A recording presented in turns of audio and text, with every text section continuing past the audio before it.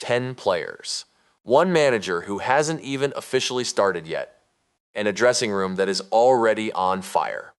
Jose Mourinho is back at Real Madrid, and before he has even walked through the doors of Valdebebas, the most famous club in world football is already tearing itself apart. Stay with me, because this story, it goes way deeper than you think. Welcome back to Robert's Football Talk, the channel where we don't just give you the headlines, we break down everything happening behind the scenes, inside the dressing rooms, and between the lines. I'm your host, and if you're new, here, hit that subscribe button right now, because on this channel, we cover football the way it deserves to be covered. No fluff, just the real story. Let's get into it. Jose Mourinho has agreed to return to Real Madrid as head coach on a 2-year deal, a club that brought him back 13 years after his first spell, not to play pretty football, not to build something slowly, but to walk into a burning building and put the fire out. And the moment that deal became real, the dressing room didn't settle down. It exploded. Reports out of Spain claimed that Vinicius Jr. and Kylian Mbappe, two of the most expensive players on the planet, do not want Mourinho as their coach. Both of them drawing a line in the sand before the man had even officially signed. That's not friction. That's an ultimatum. Hold on. Before we go further, I want to ask you something.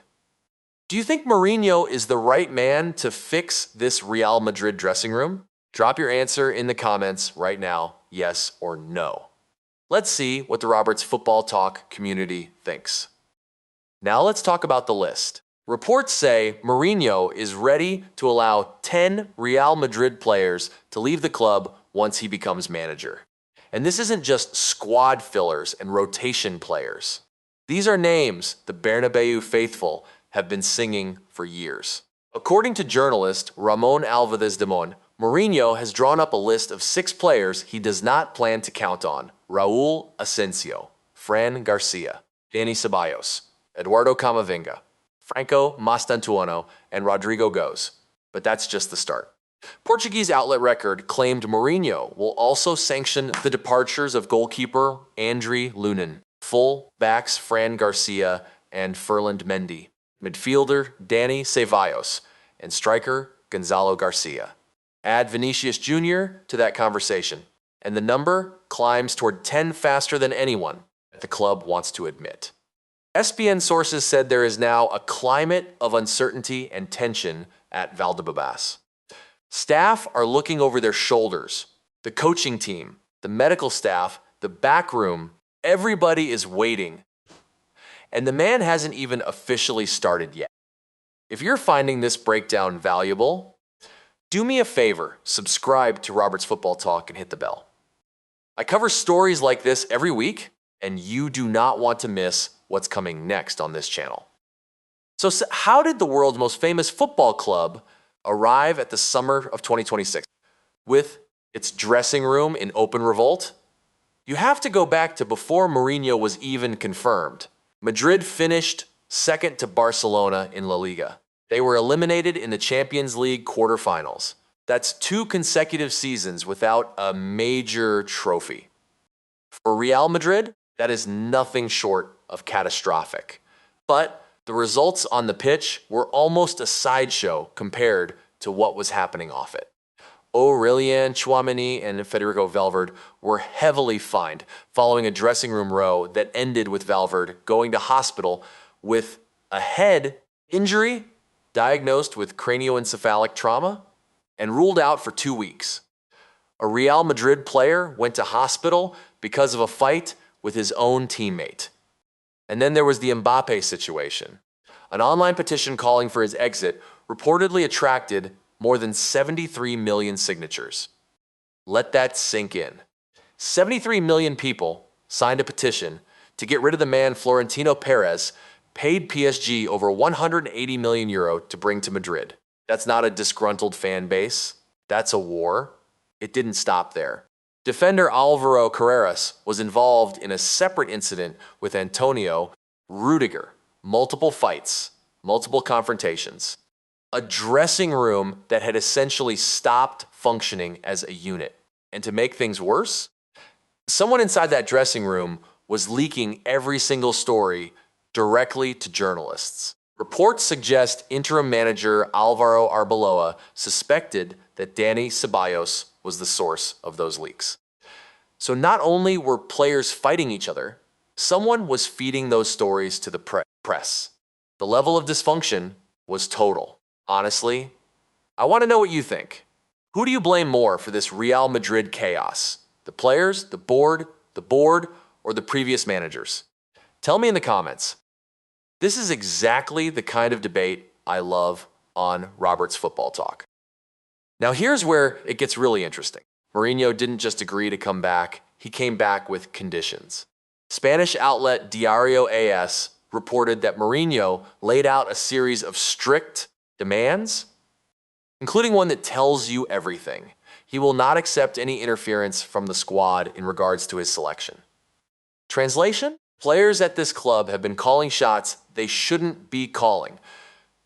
Mourinho just canceled that arrangement. He also wants to arrive with his full coaching staff from Benfica. Multiple sources told ESPN that Madrid's fitness coach Antonio Pintus and goalkeeping coach Luis Lopez are not certain to continue in their roles next season. This is Mourinho's project, or it's not happening at all. By the way, if you haven't already, subscribe to Robert's Football Talk. We break down these stories deeper than anywhere else. One click. It means everything to this channel. Let's go through the biggest names on Mourinho's exit list. Ferland Mendy, once called the best defensive left back in the world by Ancelotti. But recurring muscle injuries, including a serious muscle tendon injury in his right leg that will keep him out of preseason. Mourinho doesn't do sympathy in transfer planning. Mendy is out. Eduardo Camavinga, 43 appearances this season, multiple positions. But his red card in the Champions League quarterfinal second leg against Bayern Munich may have been the final nail in the coffin. Reports link him to the Premier League, with Liverpool reportedly already in talks. Rodrygo goes. And this name above all others raises eyebrows. One of Madrid's most consistent performers in big European nights. His name on Mourinho's list sends one clear message. Nobody is untouchable. Nobody. Franco Mastantuono arrived from River Plate in 2025, once considered one of the most exciting young prospects in world football. Barely got a look in this season. He's likely heading out on loan. And then, the name that stops every conversation, Vinicius Jr., 22 goals, 10 assists. A player who has won 2 Champions Leagues for this club. So why is his name floating around a transfer list? It's not performance. His numbers are fine. His form is fine. It's his contract. Reports confirm that negotiations between Vinicius and Real Madrid have stalled. His current deal expires next summer. He has a €1 billion release clause, but that only applies to buying clubs. As things stand, Vinicius will be free to negotiate pre-contract agreements with clubs outside Spain in January, meaning Real Madrid could lose the most expensive asset at the club, potentially the best player in the world, for absolutely nothing. That is a financial catastrophe. And then there's the history between Vinicius and Mourinho. As recently as February, Mourinho publicly defended a Benfica player, Gianluca Prestiani, who had been accused of racial abuse by Vinicius. That moment, while Mourinho was still managing a rival club, poisoned the relationship before it even began. Vinicius didn't forget. And the people around him in that dressing room, his allies, the players who've stood by him through years of racial abuse, they've all taken note too. Some inside Real Madrid believe there is no future for both Mbappe and Vinicius as a duo. And of the two, it is reportedly Mbappe who holds higher standing with President Perez. If that is true, Vinicius, with 22 goals this season and 2 Champions Leagues, could be the one left without a chair when the music stops. This is the big one. Do you think Vinicius Jr. should stay at Real Madrid, or is it time for him to move on? I genuinely want to know what you think. Comment below. Mourinho didn't come back to oversee a clear-out. He came back to win. So who's arriving? Reports indicate Madrid want a right back to replace the departing Dani Carvajal and are also looking at center backs. If Florentino Perez wins the club's presidential elections, Denzel Dumfries and Ibrahima Konate are being mentioned as marquee defensive signings. Nico Paz will return from loan, one of the most exciting midfield prospects in world football right now. Mourinho has reportedly requested the signing of Ricardo Calafiori from Arsenal as his starting left back. And to replace Camavinga in midfield, Mourinho has asked for João Gomes of Wolverhampton Wanderers. Gritty, combative. A ball winner who presses without mercy. That fits the Mourinho profile perfectly. Out goes the elegant, injury-prone Camavinga. In comes someone built for warfare in midfield. Sources also told ESPN that Madrid are ready to be more active in the transfer market than they have been in recent years. And unlike recent seasons, they are no longer dismissing the possibility of January signings. That is a massive cultural shift for a club that has operated with years of patience and exclusivity. Mourinho is tearing all of that up.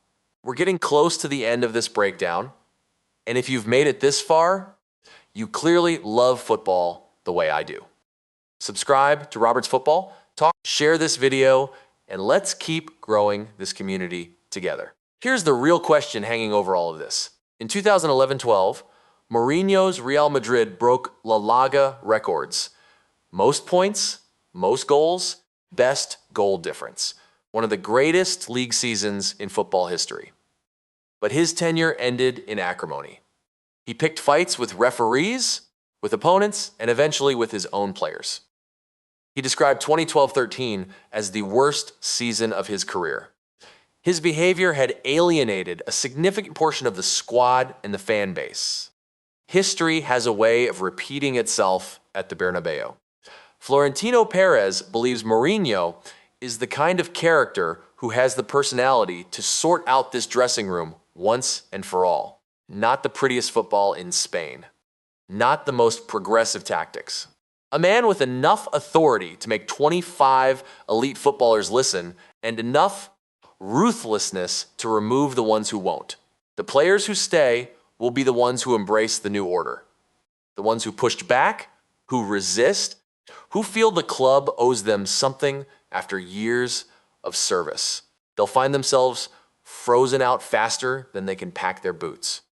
Whether this second Mourinho era ends in the same kind of fallout, or whether the years away have made him something sharper, something more complete, that is the question hanging over every piece of transfer news coming out of Madrid right now. What is not in question? 10 players are heading for the door. The dressing room they once called home is being dismantled around them. And the man doing the dismantling doesn't do second chances. And that is the full story, ladies and gentlemen. Mourinho is back. The exodus has begun. And Real Madrid is about to look very, very different.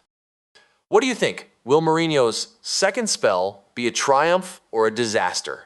Drop your prediction in the comments. I read every single one. This has been Robert's Football Talk. If you enjoyed this breakdown, hit that like button, share this video with a football fan who needs to see it, and subscribe if you haven't already. I'll see you in the next one.